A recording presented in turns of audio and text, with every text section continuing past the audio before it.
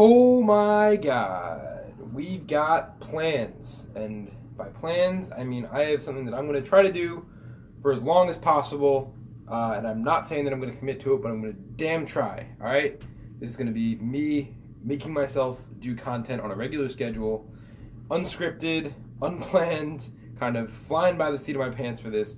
But I'm going to fucking do it. Alright? It's going to happen. So, what I have is a list of 268 anime, mostly science fiction, weird 80s OVAs and movies, also some other movies that I hadn't seen, like some Ghibli movies I haven't seen, stuff like that. Just some older shit that's short, easy to bust out, probably pretty weird and trippy, probably pretty bad too, but it's the kind of stuff that I've been wanting to watch lately. So I have that list. I'm going to randomly generate shit to watch, and over the course of however long, I'm going to put out an episode at least once a week of me talking about the shit that I watched. I'm going to film it, I'm going to edit it, maybe, and I'm going to fucking put it on YouTube, and it's going to be actual content that comes out weekly.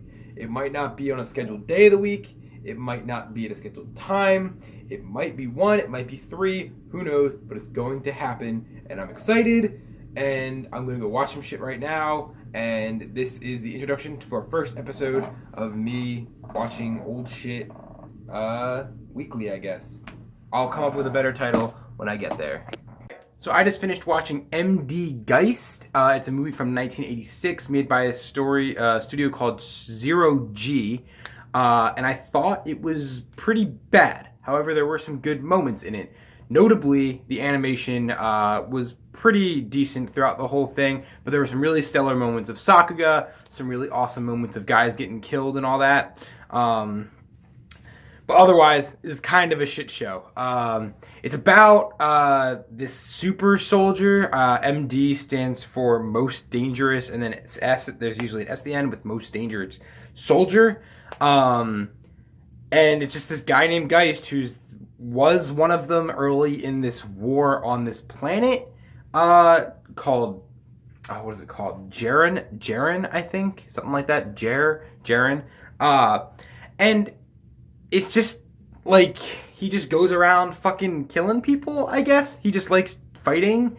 And so he starts out by like landing from this satellite on Earth, or Jaren, or whatever the fuck the planet's called, doesn't matter. And then he goes and fights some gang, kills their boss, becomes the leader of their gang with this woman who really wants to fuck him, and he's like, I don't give a fuck, all I want to do is fight these people. And then it's really confusing. She is like kind of like two-sided. She's like in this gang, but she also works with the military, which is pretty strange.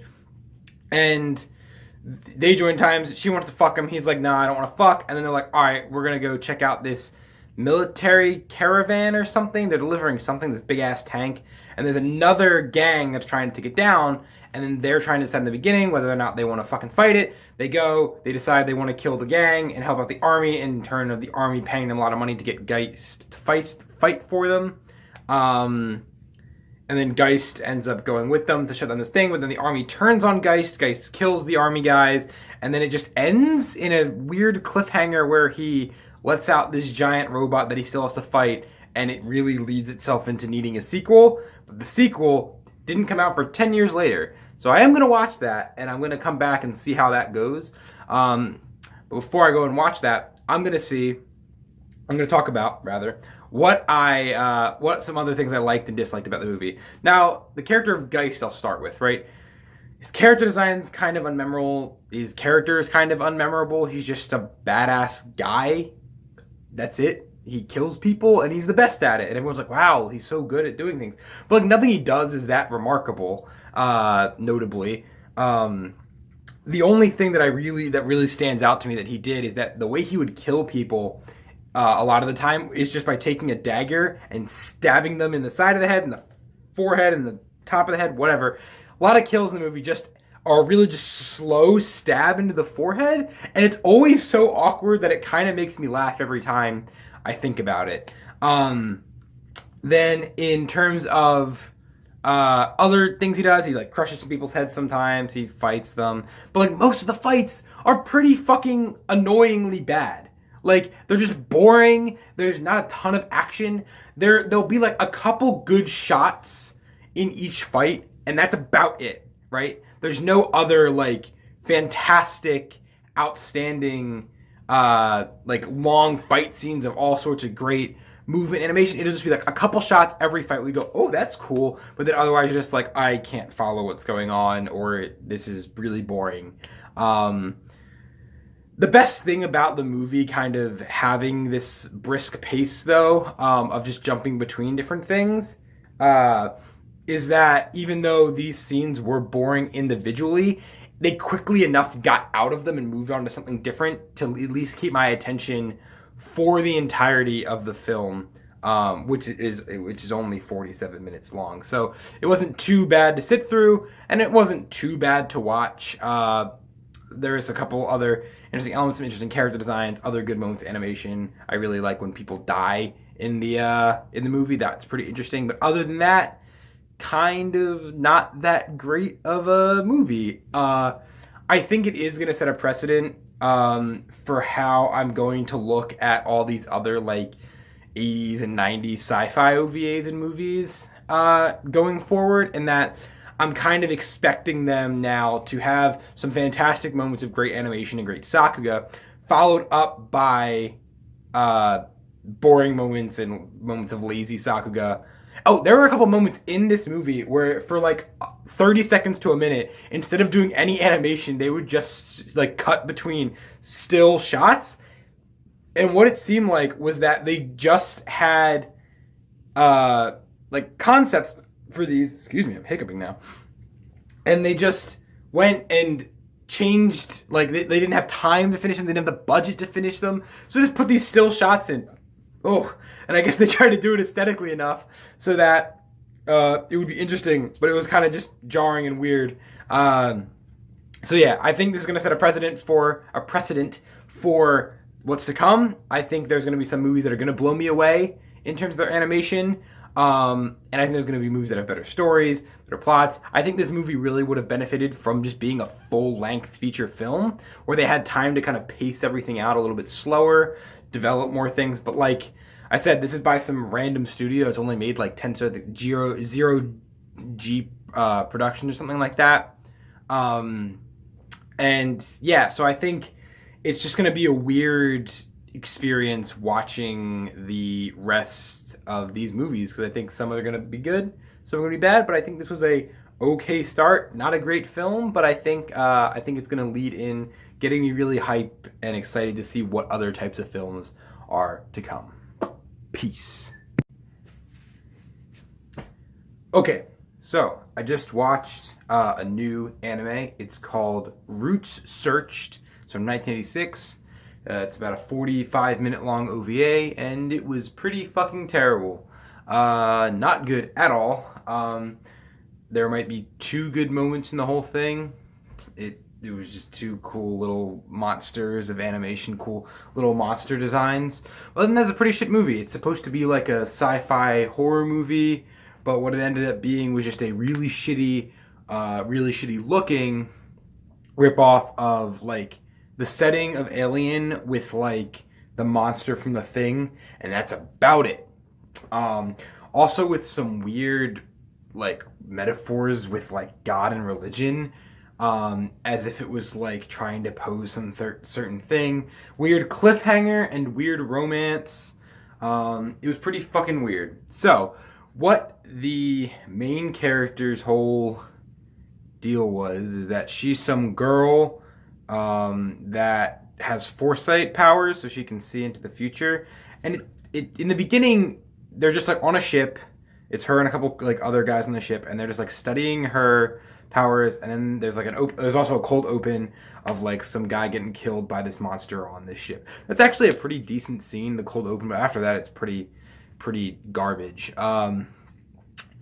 Then so they're testing this girl, her foresight abilities, and they just and then they go find that ship, find out that there's the whole crew's was killed by this monster, and then they're like, well, what's going on? And then they find out the monster's on their ship, and then it tries to kill all of them by pretending to turn into like loved ones or something and manipulating their mind so that they can kill them in weird, fucked up ways. But it's really weird because they end up finding a survivor from the original ship that was attacked, and it's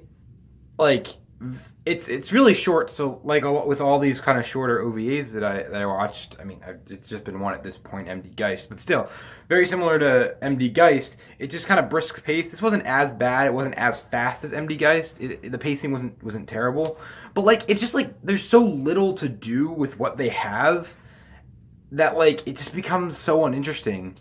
Like it wasn't terrible in plot. It was just boring, and just like you have Alien does this kind of you don't know where the monster is kind of suspense thing way better. And you have like the kind of like the thing monster, how it like transforms and can shapeshift, and then like oops, it's just a monster that tries to kill you. That's it. It's just fucking weird though.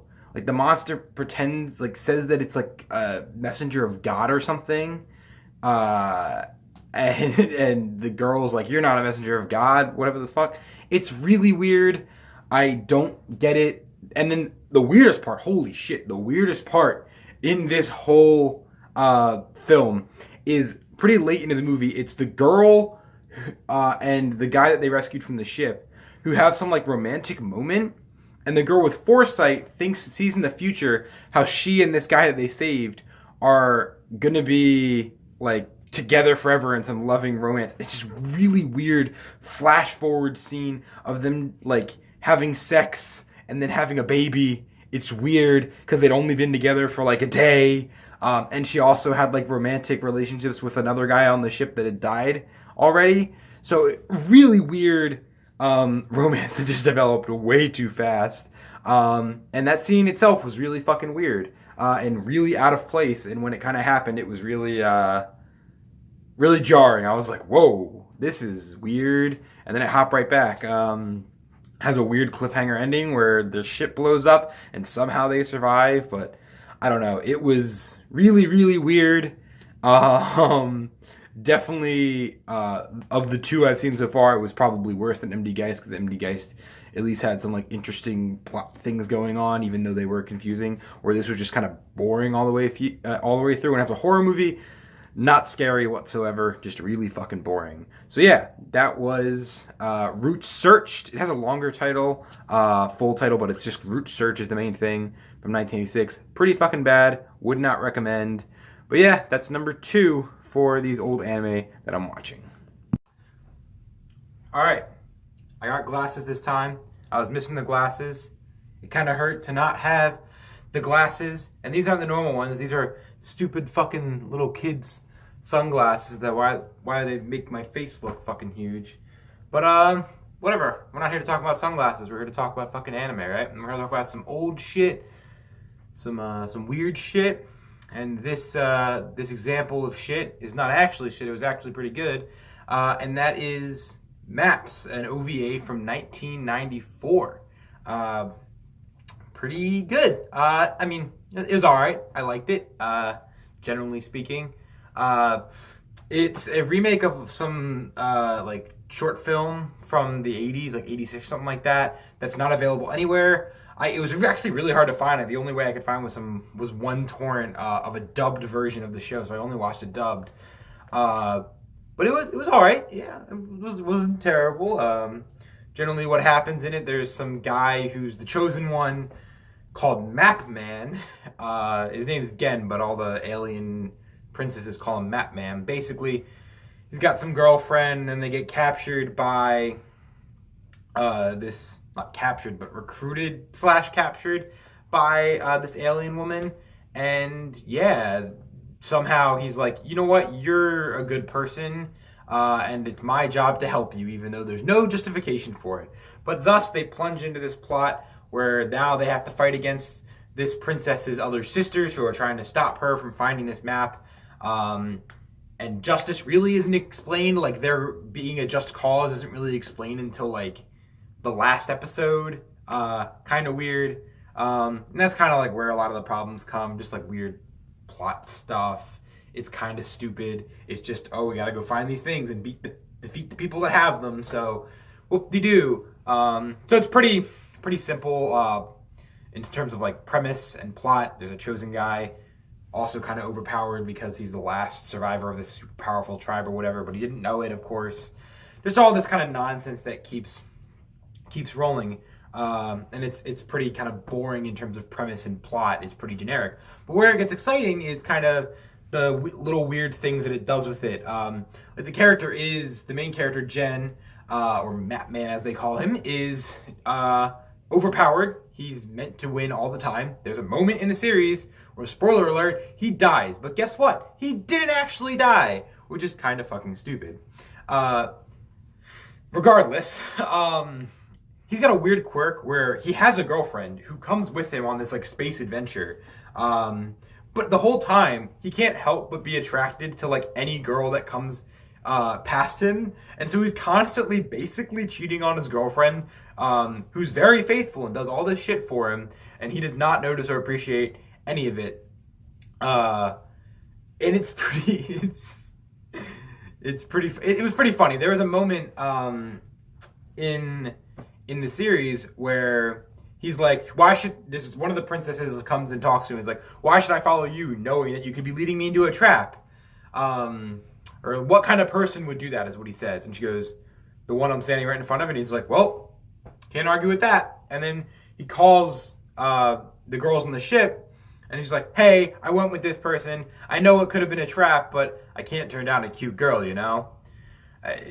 I liked it and I appreciated it because it kind of justified him. It was a little thing that justified him being kind of stupid about like girls, which was kind of, like I said, dumb at first, or kind of justified him making dumb decisions because he does that, but kind of paid off in the end. But I don't know, being kind of self-aware of that kind of made it funnier and less stupid than it would have been in a lot of other shows. So I really appreciated. That's something I appreciate a lot of the time when shows kind of make aware of how stupid they are. So I really like that. Another thing I liked a lot was the ship designs in here were really cool. They are the ships that all the princess sisters like ride in, that are kind of like linked to their bodies and designed out of their bodies, are these big kind of representations of themselves. They're kind of just big angels with sprawling wings that just kind of float around, but they all have really cool designs. And though they are structurally kind of the same, they do have their nuances and their quirks that make them unique, and I really appreciated that. They were pretty cool. Some of the monsters, though really weird, looked pretty cool, and they generally did a really good job of like making different creatures on the planets look unique and look like a diverse planet of monsters like you'd see in any other sci-fi film, even though this is some cheap OVA remake from the 90s, right? That I'm assuming not many people have seen. It's less than 1,000 people on my anime list that even completed it. So it's kind of strange to think that something like this was made with those kind of quirks in mind. I really appreciate kind of the detail that they went into those kind of things. Something that a lot of shows kind of lack in their background characters. So that's something I thought was really, really awesome. And then there were some other just kind of like quirky moments that I really appreciated in the show. Something that I'm being reminded of for kind of these older shows, especially in the OVAs, because they're OVAs, they can get away with like just throwing nudity in shows casually, as just like a way things are done. Just like, oh, a girl's sitting in a vat of water, she doesn't have any clothes on. Of course not. But the best use of nudity, which comes up a good amount of times, just and never really in a really sexual way. There's the trope of like him seeing a girl and freaking out a little bit, but none of it's used in a terribly sexual way. It's just kind of there most of the time. And the one is this girl captures the main guy and falls asleep while he's tied up, and she's got the gun in her hand.